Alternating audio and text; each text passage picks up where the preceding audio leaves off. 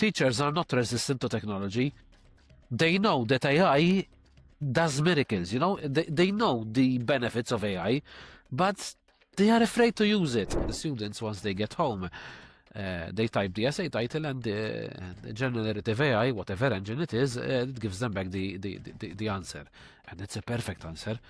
Is AI breaking up assessment? Is AI causing assessment problems to schools? No, I don't think that. It's not AI's fault. Actually, AI is exposing problems that have been around within educational systems.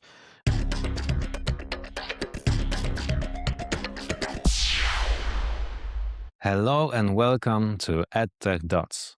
Today's guest is Andrew Calleja from Malta, an educator working close to teachers and schools while also thinking about the bigger strategy behind AI in education. In this episode, we talk about why schools are not simply too slow for AI, why teachers need time, trust, and clarity before they can use these tools well, and why assessment may be the area where AI is exposing the biggest weakness in education today. Before we start, please subscribe to the channel and like this episode.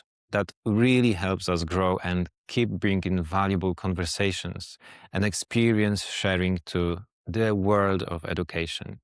And as always, the bigger the channel, the bigger the guests. Let's start. Andrew, what I find really interesting about you is that you look at AI from two sides at the same time. You work closely with teachers in schools, but you also think about the bigger strategy behind all this. So I'd love to start with a simple question. Why do you think AI is coming to schools faster than schools are actually ready for it? We cannot deny that AI is moving very fast as a technology. It's leaving everyone breathless, catching up, getting new updates and everything, learning new engines coming out every few weeks. But on the other hand, I do not want to say that schools are being simply behind. It's not so straightforward. I challenge that idea that schools are just behind, because it's not accurate. Maybe sometimes people who are not involved in schools, the general public, maybe they oversimplify the adoption process. Who do you mean by them? And when I say them, it's people who are exclusive to a school. It could be people in the technical world, but it could be also the general public, strategists who are trying to push policies. So it's many people, actually. So sometimes, school reality is not so straightforward. For example, I mentioned strategists at policy level. Maybe they want to push a policy. They want schools to use AI. They want schools to use technology. But it's not that easy. Maybe they think, listen, if we make the AI tools available for you, you don't have to pay. We pay the license, you can just start using them. But it's not like that. When you talk with other teachers in a staff room, when you talk with educational leaders, like I did in my research, things are not as straightforward, like having an AI tool available and you start using it right away. There's a process that has to be done.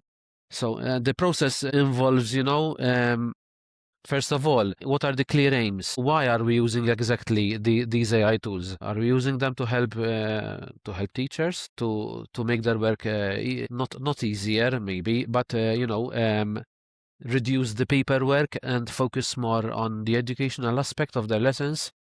Do we want the AI tools to enhance the lessons, to make them more student-centered?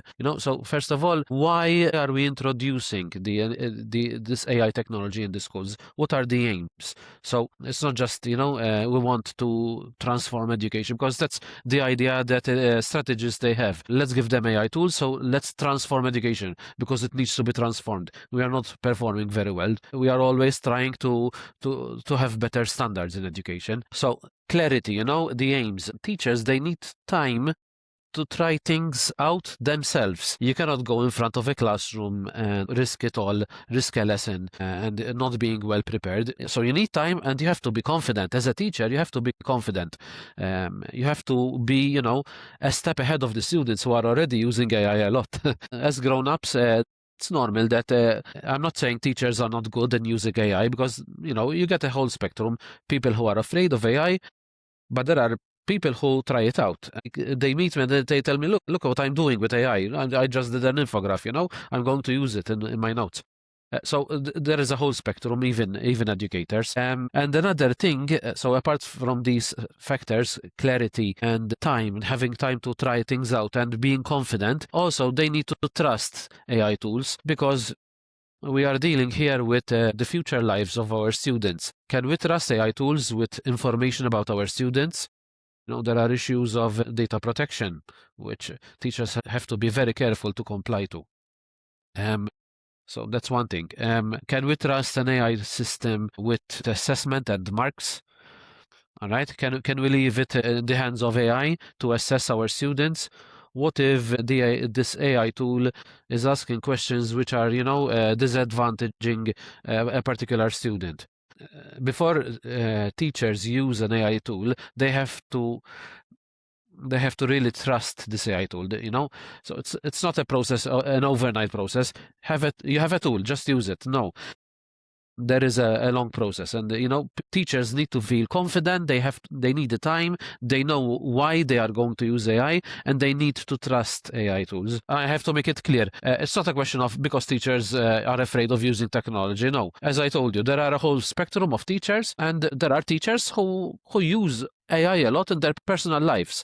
But then I meet them next to me in the staff room, and they told me, I like to use AI a lot, even in personal life, planning a holiday and these things, but I'm afraid I'm not going to use it yet in my classroom, because I don't know how this would fit in assessment. Assessment is a big question mark, which maybe we'll have an occasion to go into more detail here. So it isn't a question of skill or resistance from the teacher side. It's a question of there is a process where the teachers need to feel okay with using AI.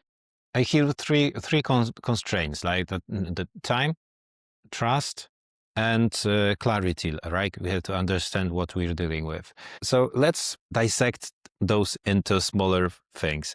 How do we give teachers more time so they have opportunity to build trust and clarity? First of all, it's not a question of quantity of time, but also quality of time. Actually, I know it's a problem all over the world, even in Europe. That's true. But there is a problem. I'm going to mention what it is. Even here in Malta, the country where I live, there is a lack of teachers. So unfortunately, the profession is not attracting new professionals. This means that unfortunately, teachers have a lot of contact time. We call them lessons here in my country. During the day, they have large amounts for contact time, where they have to deliver the curricula and syllabi. And these syllabi, and especially, I was going to say secondary, but it's throughout actually, even from primary, they are quite very loaded with topics, and sometimes we'll start asking between us, but do students really need these topics? But anyway. So that's about the quantity of time. Teachers, they have a lot of contact time, especially in primary. They have the students in front of them, and they are teaching the students all the time. They don't have much time to reflect during school hours about what they're doing. They don't have much time to prepare for lessons. That's in primary. In older years, 11 plus, middle school and secondary school, it's not so bad. But because teachers, they have time to go in the staff room, discuss. They have time to meet. They have time to prepare for lessons. They have time to reflect on the lessons that they've done. They have time to tackle difficulties and issues and behavior problems, for example. So everything is important, not just delivering lessons.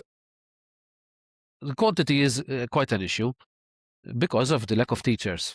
So, there's a load of work which has to be done by less people. But also the quality of work. When teachers meet up in the staff room, is it only about discussing what they did in the weekend, or where they are planning to go during the Easter break or during summer break? Because sometimes you have to unload somehow as well. You have yes, to release the true. tension. So you need that time. But do teachers have enough time to meet each other and discuss, share ideas? Sometimes, I don't know. Well, I'm talking about my country, but there is not much, a culture of sharing. And when I'm sharing, I'm not saying sharing my lessons with other teachers or sharing my notes or my presentations with other teachers, but sharing what I'm doing in the classroom, sharing, lesson ideas that really worked out. And of course, this would include using AI. Let's say I used AI. It was a very successful lesson. It was, the students really learned a lot from it. And you would know that it was a successful lesson because even the students appreciate it. On the way out, they tell you, "Thank you, sir. Thank you, miss." An amount of years teaching, you would know that right away that a lesson was a success. Was a success. You see this on the faces. Yes, definitely. So it's not only quantity, having, enough time to prepare and discuss and share ideas, but also the quality of time. Teachers, they need time to, try out new ideas and maybe getting it wrong. So there has to be like a culture within the school where they can experiment and even fail, because teachers, they are afraid to do so. First of all, they cannot fail in front of their students because, of course, class control is very important. So you have to be 100% prepared in front of students. But teachers who are more adventurous, maybe they want to try new things out, and they need the time to experiment and even fail. It's not only about the load that teachers have, having enough time, but it's about also the amount of topics that they have to deliver. Sometimes you lose lessons, sometimes you are sick, you miss contact time, sometimes there are school outings.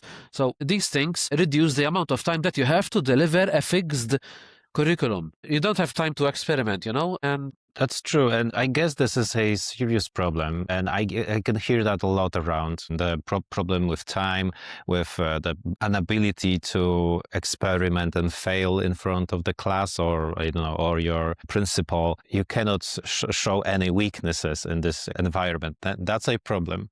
The culture, not only within the school, but also within the whole education system of a country, it has to be a culture where it's okay that a teacher, experiment a bit and fail a bit, because sometimes, people are watching what you're doing. You might have quality assurance coming to see your lessons from outside the school or from within the school itself. So that's not a culture where you can experiment a lot. It's improving, but of course, that's not enough, That's where I'm heading. Like we can all see that we all see the same problem. So clearly it will slowly improve. But do you see a future where it completely disappears, and we have schools which are open to innovation, experimentation, failure, that students and teachers have mutual trust and can fail in front of each other? I really wish to see that, but I'm afraid it's not easy because, unfortunately, even the people who are doing the policies within the educational system, unfortunately, they are not in the classroom reality. So maybe sometimes they are not so much aware of what's happening in the classroom, what's happening in the staff room. So there has to be more communication, hopefully research, like I did, which would serve as an eye-opener for policymakers. Sometimes, unfortunately, there is no time for consultation. Sometimes policies, I'm not saying that in my country policies are not, there is no consultation on policies, but maybe there is not enough consultation, Sometimes consultation is like half-baked, From the other hand, teachers are reluctant to give their, opinions on something. You get surveys and you just don't answer them because teachers are quite busy. So you get surveys in your mailbox and you just simply ignore them. So unfortunately, it's a culture, really. It's not so easy. for things to change in the educational systems, it's very complex. Even the conditions of work of teachers, they make a difference. The wages, the salaries that they get, are they enough to attract more professionals in the profession? Because right now, all over the world, it seems that, at least in the Western world, it seems that there is a lack of teachers everywhere. And this is creating a huge problem because there aren't enough teachers, qualified teachers, to do the job properly, You cannot just simply having people employed from the streets without pedagogical training and you put them in a classroom, because it doesn't work like that, that would backfire, really. And have you seen such examples in your professional life? Actually, I saw examples, but they were quite interesting examples. Right now, there are people who are. I've never seen people who performed very badly. People coming without enough qualifications, without any teaching warrants, but they are used in a way which is quite positive. For example, there is a drive right now in my country to reduce obesity because there is not enough exercise with our students. So we are bringing along people who are football coaches. So that during extra lessons or during, we call them free lessons, a teacher is sick and another teacher goes instead of him.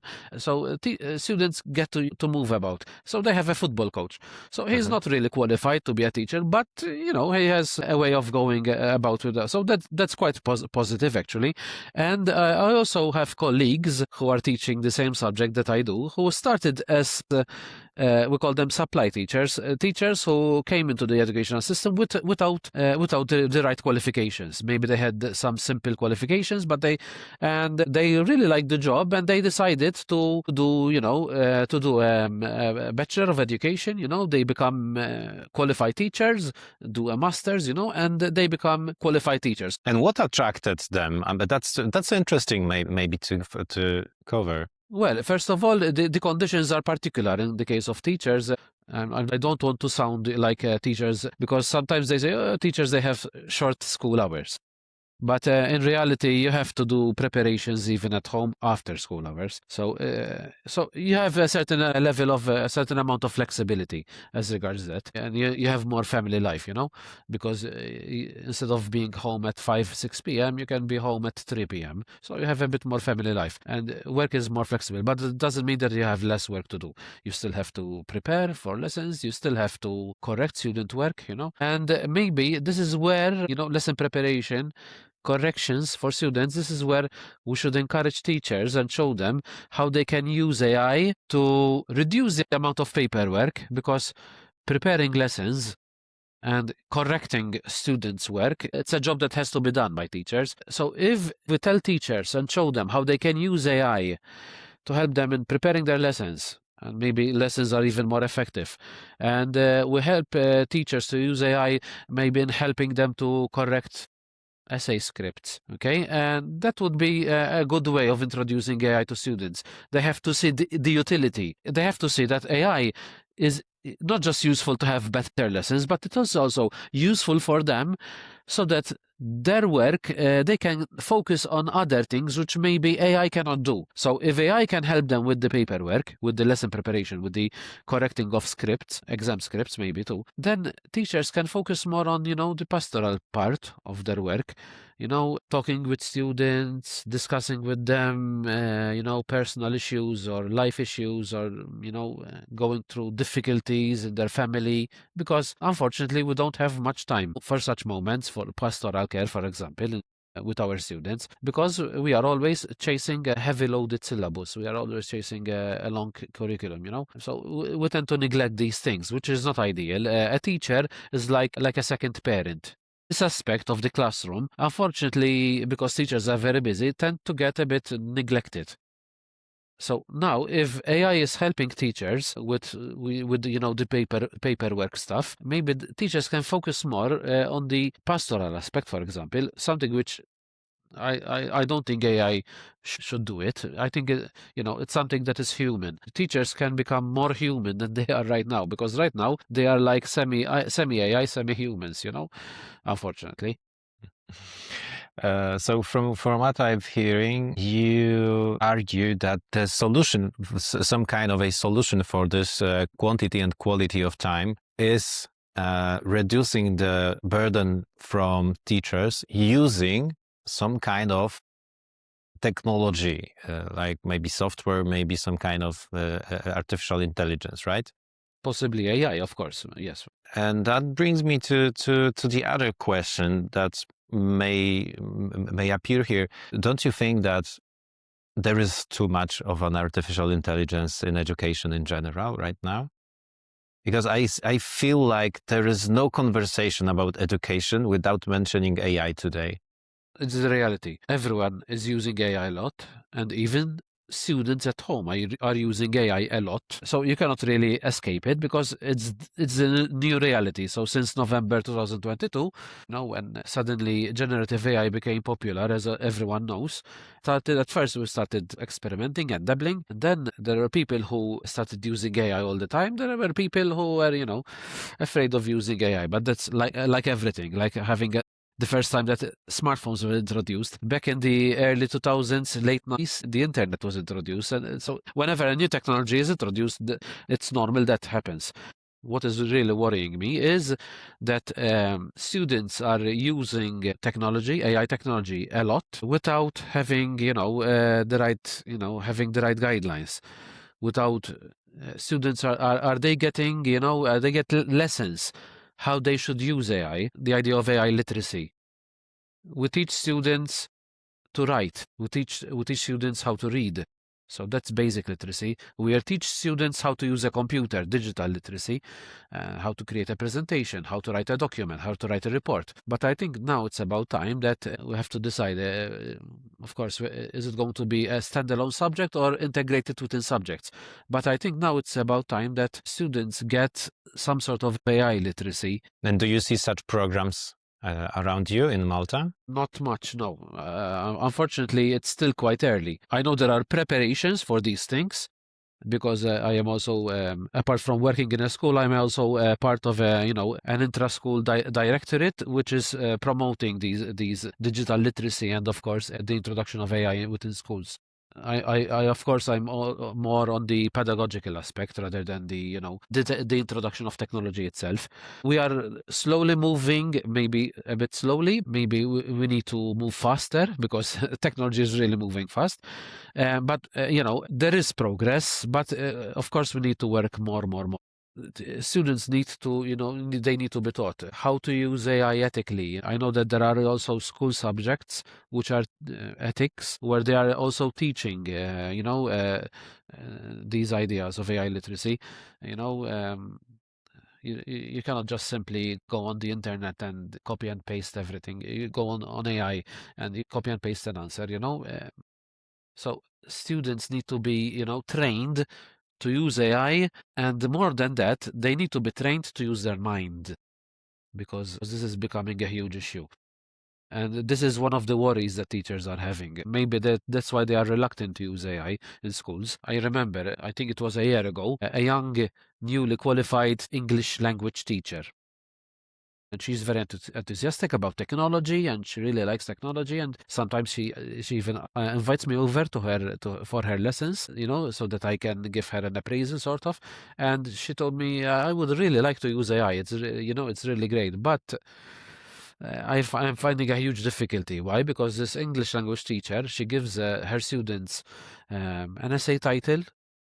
Of course, the students, once they get home, they type the essay title, and the generative AI, whatever engine it is, it gives them back the answer, and it's a perfect answer.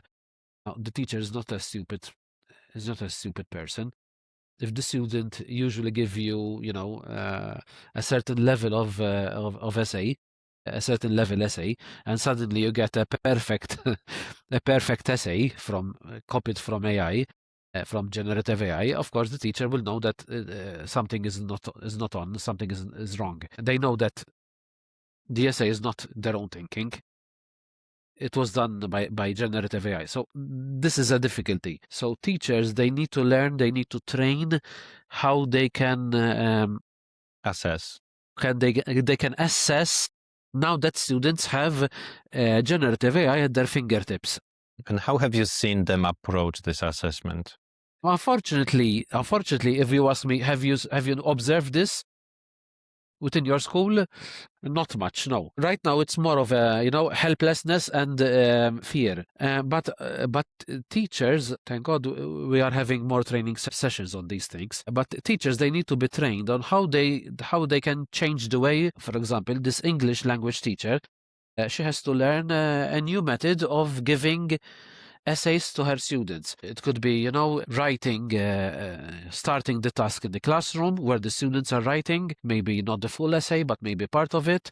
And then they try the same thing on AI within the classroom itself. And then you discuss what the generative AI is giving us. What is my answer? How can I improve it? So of course you use AI as a tool, not just to copy and paste answers, no, but you use it the students can use AI, to help them improve in their work, and that's one method. Another method, which I also in my research participants mentioned it to me, was asking the students how the process, how they did that task. Using viva voce or oral examinations. Because if you are asking a student and you tell him to explain the process of how he did something, he cannot cheat by copying from AI. He has to show you how he did, how he has to explain how he did it. Also, maybe another method is, you don't just get the end result, but you follow the students during the process. You see step by step what they are doing, bit by bit, not just seeing the end product, because unfortunately we tend to focus more on the end product rather than on the process itself. This would bring me to another question, especially as regards assessment. Is AI breaking up assessment? Is AI causing assessment problems to schools? No, I don't think that. It's not AI's fault. Actually, AI is exposing problems that have been around within educational systems, where educators, teachers, they tend to focus more on the end product rather than on the process. The process is very important, seeing how the student is doing something. It's an essential part of education. That's very, very, very interesting that you mentioned that AI only show the problem that was underlying before, because the thing you mentioned about students generating their assessment or their work in LLMs isn't that much different from if for example, when I was at school, if I wanted to cheat on written essay, I had to give that to, for example, my older sister, so she writes it for me, and it's not that much different from it. So it's still the same problem, but yes. So actually, this problem has been around before there was generative AI, because maybe your sister did it for you. Maybe your parents help you do, So the problem has been around. Now that there's AI, and we are blaming AI for this. Yes. But AI has has exposed this problem even further. So I think it's about time that teachers are trained in how they do assessment. Rather than focusing on the end product, they need to focus on the process too. And the process is not just. They have to see the product being built up. Is it possible in the current education system? It's not easy, but for the teacher to follow the build-up of something, let's say the students are doing a project and you are following the build-up of this project. Right now, it's not so easy, but hopefully, I'm hoping that technology maybe would facilitate this, because I'm afraid so far it was a bit difficult. As well, it could be done by telling the student, "Hey, can you show me? Can you break the project that you're doing?" And he shows you. The student shows you, his half-ready project. Of course, you need time for that during the lesson, but so it could be done. But hopefully, technology facilitates this. It's good to note that since 2020, everyone knows that we had COVID. We went to online lessons, and that helped me realize. Now I am deviating a bit from AI now, but that helped me realize how much I could do without any papers. That's something that I realized. Doing online lessons I didn't give notes to my students because we were not meeting face to face. But of course, I was using learning platforms. In my case, I was using Microsoft Teams, and I could still do lessons. I could still give them notes and these things without by going paperless. Till this day, I put everything on learning platforms, and I'm completely paperless in my lessons. The first lesson, the first thing that I tell them when we will start the scholastic year, I tell them, listen, we are an information technology classroom. Let's use technology and let's go paperless. We don't need to use, there are many advantages for that, going paperless. One of them is, of course, helping the environment, of course. So, sometimes you are set in your ways, like I was set in my way, giving always notes before COVID came up. And then suddenly after COVID, you say, well, if I managed to go paperless, that should not be a problem. I can still use this learning platform, and I can, and the same is with technology. The same is with AI, Maybe teachers are set in their way of how they do assessment. Maybe we need to rethink the way we do assessment. Of course, this is something which is relevant not only for Malta, but everywhere, really. This will bring us to the conclusion that actually an introduction of AI to education and that it shows some of the problems that were underlying long ago. That could be the moment that actually made even more important to teach to the critical thinking, to focus on adaptability, and maybe to rethink some of the methods that we are using at schools. So maybe paradoxically it's a good moment for education that right now, okay, we are struggling, we are rebuilding, we have to reevaluate some of the things we were doing for years or centuries even, but maybe this is a pivotal moment and in a good way. I think it's about time for a rehaul in education with all the implications, really. The teacher is not, the professor any longer lecturing, the provider of content, of knowledge. YouTube is a provider of content. Yes, true. I know many people. I know a person who learned how to become a car mechanic simply by watching YouTube videos. He has a side part-time job fixing cars, just learning by watching YouTube. So that's amazing, So I believe that teachers, they need to change the way they do lessons. We cannot focus any longer on providing content because content is readily available through YouTube, through the internet. Now it's even simpler with AI. You ask a question and you get anything. From generative AI. So now teachers have to focus more rather than knowledge providers. They have to facilitate the sourcing of knowledge. So the focus has to shift now. But since this is shifting, now the teachers have to, for example, think the way they assess now, because students, as we said already, students can easily copy and paste from the internet or from AI. So they need to look at the process, and of course they need also to focus on other aspects which are important in education, like the idea of pastoral care. Right. So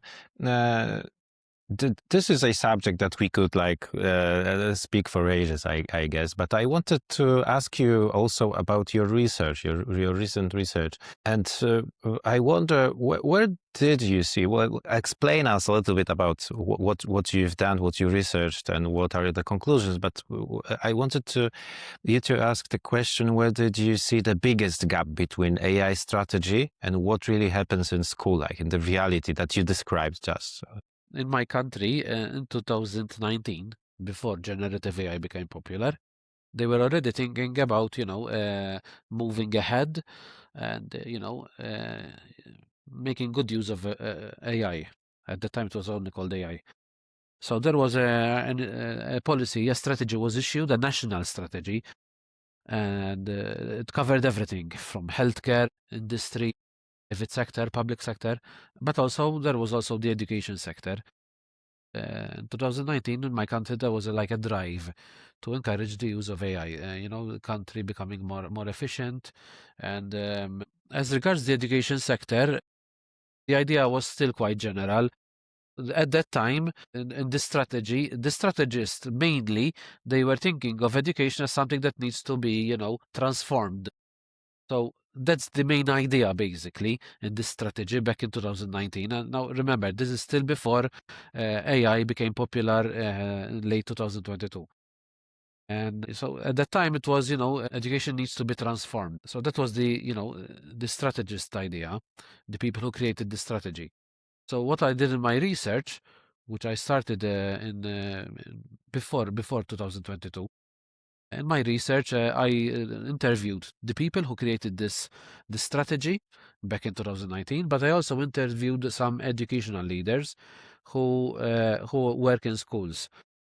Let's say almost work, not head of schools, but educational leaders who meet heads of schools, let's say regularly, every few weeks. So they know, although they are not in the classroom, they are not in the school, they know very well the reality in schools. And, they told me there are different ideas. The strategist idea is transformation, but the educational leaders idea is, what are we going to do with assessment, for example, something that they mentioned right away. Are teachers getting enough training, for example, because, it's a new technology, and what type of training? Is it just showing them how to use a tool? That's not enough for a teacher. You need to show how to use a tool pedagogically, not just get teacher how to use a tool. So giving pedagogical ideas. Some educational leaders suggested professional development sessions, training. They suggested time slots where teachers can meet and they discuss good practices and share good lessons, successful lessons. Basically, I could say that there was a gap, Now, I was researching the 2019 strategy, but things became even worse since November 2022 because there was the popularization of generative AI. So now there were issues which were maybe they were not so evident at first, but then there were issues like the issue of assessment, which became really evident. Everyone was complaining. Students are just copying answers from generative AI. So do we have the solutions yet? No. So, but basically, what I did in my research was exposing, the strategy, which was created in 2019, and then actually because of generative AI, it was also revamped in 2019. Does the new strategy cater for these new realities in the classroom? Not exactly, because it's quite a general strategy. Yet they made the strategy more human-centered. So something which was not so much evident in the 2019 strategy. In 2023, the strategy, there is more emphasis on human-centric AI, well-being. So there is more emphasis. There is also, the shift from fourth industrial revolution to the fifth industrial revolution, where there is more emphasis on well-being now. And is there any emphasis on what we said, meaning the adaptability and critical thinking, or is it omitted? Actually, educational leaders, when I interviewed, they were very worried about critical thinking, one of them, because, are the students thinking with their minds or they are getting everything from AI? So, the idea of cognitive offloading, right? So basically what I did in my research was exposing this fear. So there is like a gap between what the idea, the idea of the strategy, but then there is like something else happening in the classrooms. There is fear, students using AI, but without any guidelines. So hopefully, I am hoping that there should be something in between. I'm not saying scrapping the national strategy, because I think it's doing a good job, but there has to be something to translate the strategy to classroom realities. I guess that's a common problem, that you have a nation state level plan or strategy for like 10 years or like 15 or so like long term.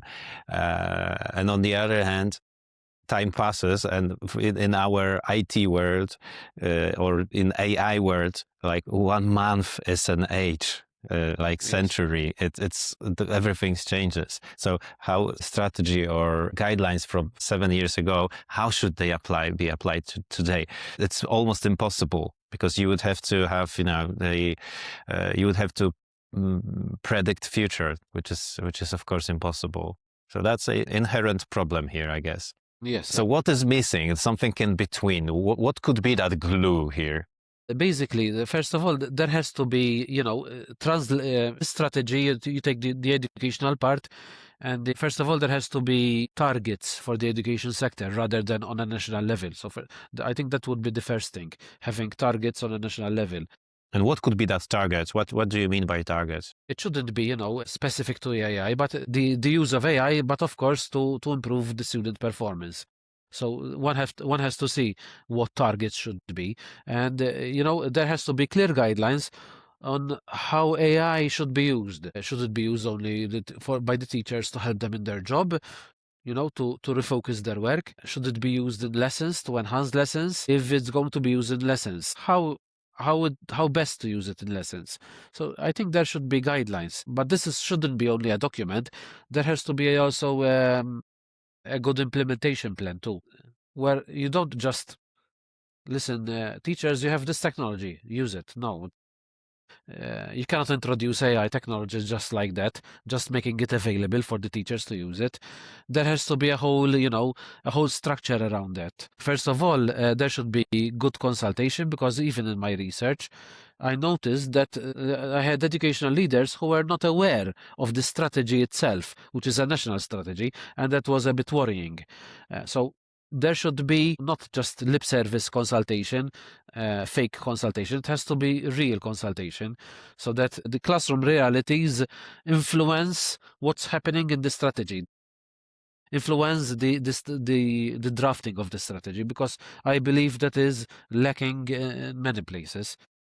Consultation is really important, and that's one thing that came, an implication of my research, which I mentioned. The implementation plan has to be, in steps. The training, how it's going to be done, when is it, during school hours, is it after school hours, is it going to be voluntary, is it going to be compulsory? There are a lot of issues which have to be discussed somewhere along between the strategy level, which is up there, and the classroom level, which is down there. So somewhere in between, there has to be decisions, by the middle management. It's very complex. Even how are we going to introduce AI literacy? Is it going to be a standalone subject, or is it going to be introduced across different subjects? If that's going to happen, we need to adjust curriculum. We need to adjust syllabi. You cannot teach AI literacy and you keep adding with the already fully loaded curricula that we have. So something has to be removed.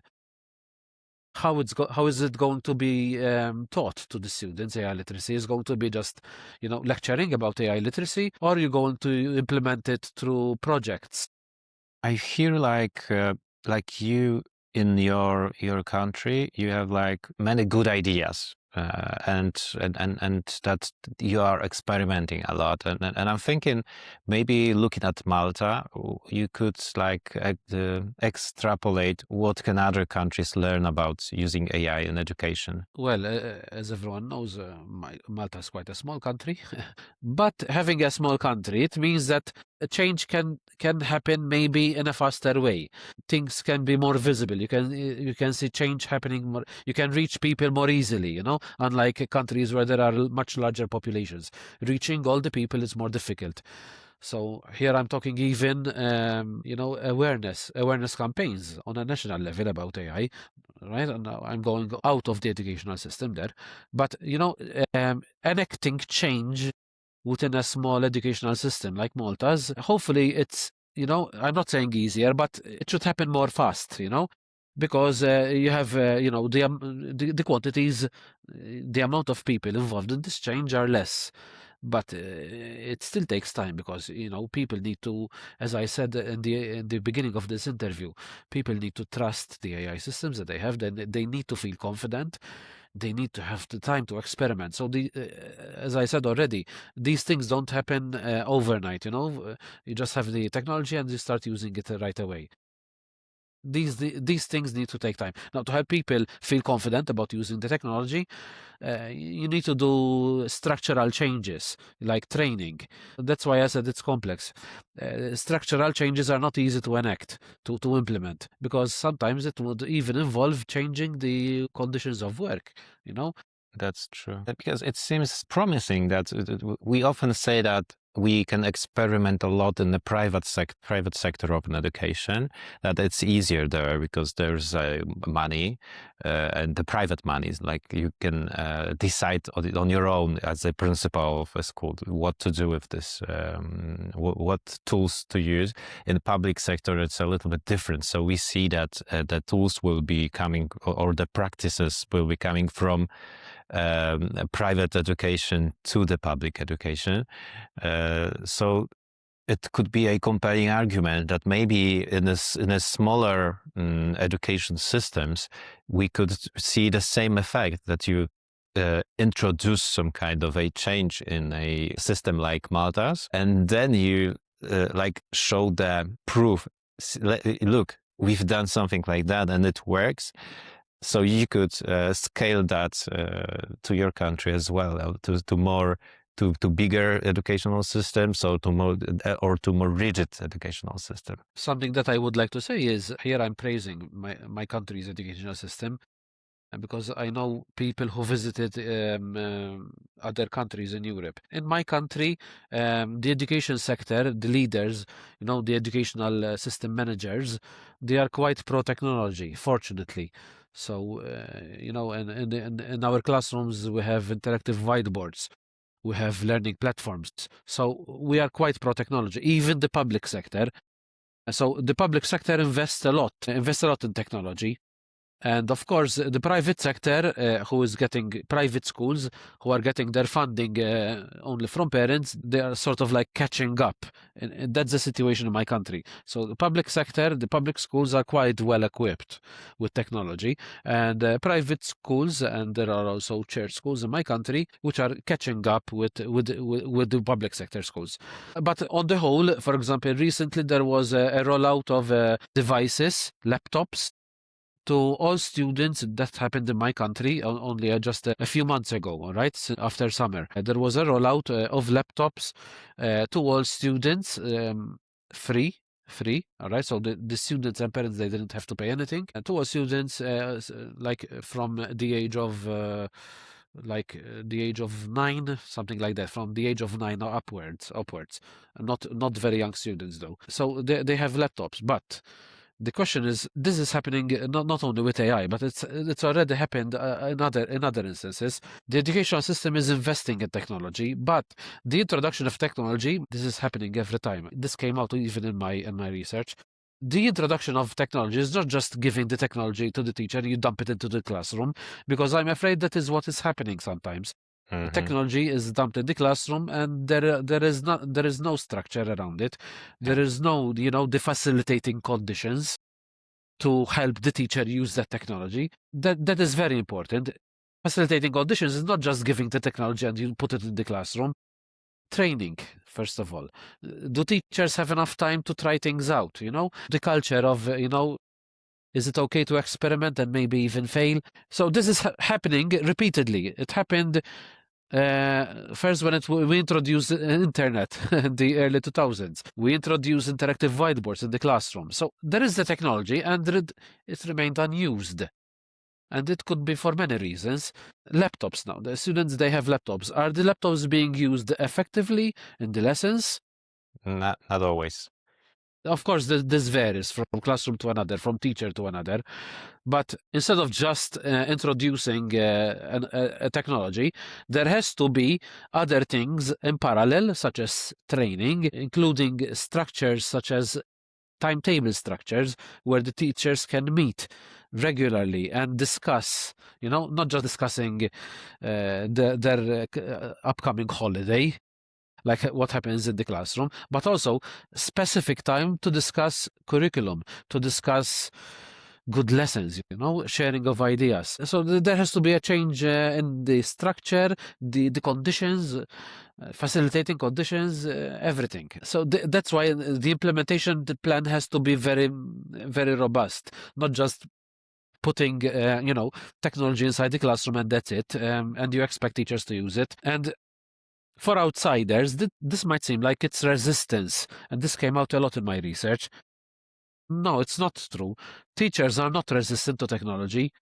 They know that AI does miracles, they know the benefits of AI, but they are afraid to use it because they have young students in front of them. Students are underage, they are 16 and less. So you have a certain responsibility. It's quite a powerful tool, AI. Teachers are, afraid to use it. It's not a question of resistance, as I said already.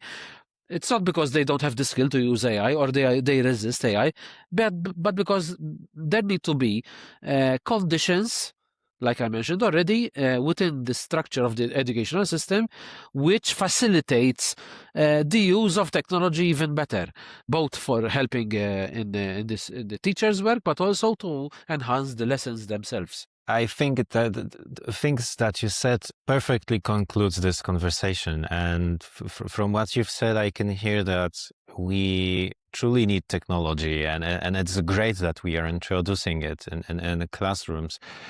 They can help a lot, but it cannot fix weak foundations on its own. So we need to have time, clarity, and trust. And of course, we need to have a proper, whatever that means, school culture that will allow teachers, students, and this technology to thrive and to build upon. And that brings us to the end of this conversation. Thank you. It was a pleasure to talk to you. My and yours guest was Andrew Calleja. Thank you again. Thank you, Christoph, for this opportunity. Thank you very much.